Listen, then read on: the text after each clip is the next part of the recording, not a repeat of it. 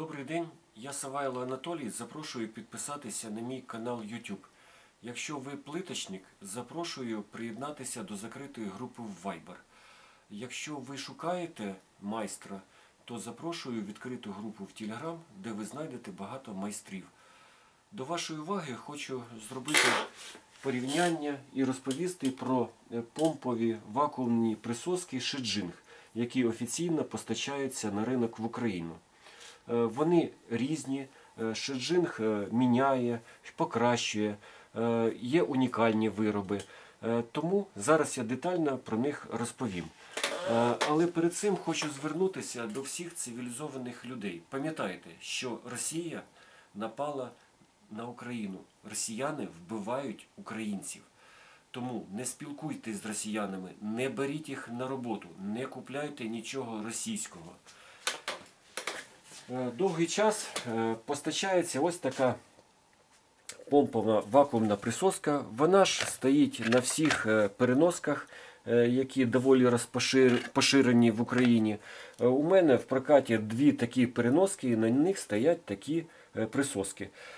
Звісно, як на мене, це адекватні присоски, які підходять до всіх поверхнях, і до шероховатих, і до глянцевих, і вони нормально служать. Але, звісно, є нюанси. Які нюанси? От зараз покажу, які нюанси. Вони комплектуються ось таким кейсом. Там є ремкомплект. Ну, нема особливо великих претензій. Комплектується великим манометром. Але коли ви накачуєте його, щоб сильніше накачати, створити, треба підтягувати поршень, щоб вони був, скажімо так, більший вакуум. Ну і це деяким не подобалось, бо не так зручно, коли у вас рука мокра, не так зручно це робити. Тому Біхай, я так розумію, почав поставки інших вакуумних помпових присосок, яких менший манометр і є зміна поршня. Тепер по манометру. Деяким плиточникам не подобався, що цей манометр заважає. Казали, що можна брати його тільки з одної сторони присоску. У мене зріст 1,95 м, але мені він фізично не заважає. Бачите, да? І його дуже гарно видно, саму шкалу, зелену, там, червону, бо він величезний. Але все ж таки були якісь зауваження, і Шеджинг пішов на ліквідацію цих зауважень. Дивіться, що зробив. Він створив поршень, який показує також, якщо тиск падає, цей поршень вилазить. Подивіться, якщо ви накачали на тиск, і тут накачали на тиск, тут поршень виліз і стоїть повністю в витягнутому положенні. Тут же поршень буде у вас вилазити по мірі того, якщо падає тиск. Ви можете тоді контролювати тиск не тільки маленьким манометром, а і цим поршнем, в якого є ось така резиночка, яка червона, яка інформує, що треба підкачувати. Ну, як на мене, зручно. Єдине тут в мене зауваження, що цей манометр гірше стало видно. І оця червона рисочка, вона не просто рисочка, це резинка, яка одягнута. І на деяких присосках вона закусує і заклинює. Тому її треба зняти і зафарбувати, як це робили раніше, якщо у вас вона заклинить. Так само вона комплектується. І тут, до речі, пішли нові комплектації. Оці вже присоски комплектуються ось таким електричним поршнем по дуже гарній ціні. Якщо вам ліньки накачувати, ви можете запросто витягнути поршень і вставити акумуляторний поршень. Так само вона працює. Бачите, ось накачала на зелену зону. Але вона не зупиняється, треба її зупинити. Все, у вас присоска тримає в зеленій зоні. Немає ніяких претензій. Треба підкачали трошки, якщо падає тиск.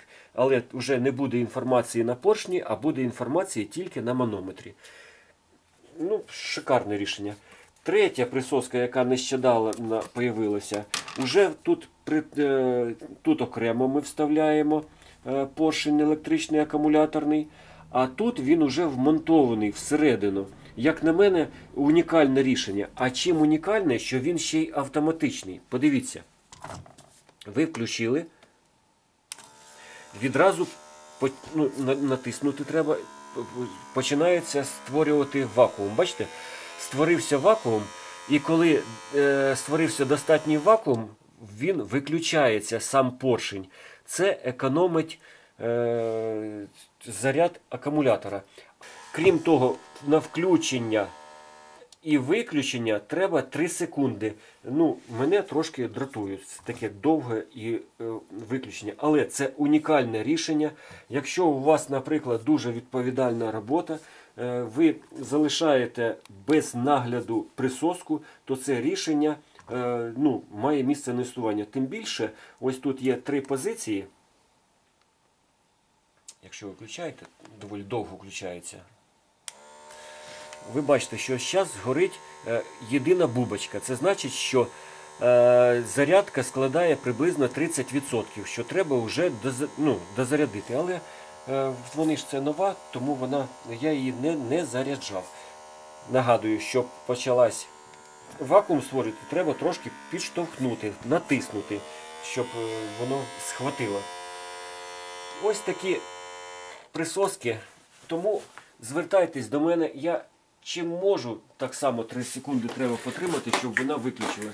Чим можу, допоможу, розповім, пораджу, які вам треба, які не треба, як тримають. Я ці присоски всі перевіряв на різних поверхнях. У мене є багато відео. Вони працюють по всім поверхням. І по гладким, і по структурованим, і по равнорівним. Звісно, є такі поверхні, що вони не тримають. А для такої мети є інші присоски типу граба. Але це не головне. Головне, якщо ви не тримаєте зброю, то, будь ласка, допомагайте ЗСУ. Нам треба вигнати цю російську нечисть з нашої країни. Слава Україні!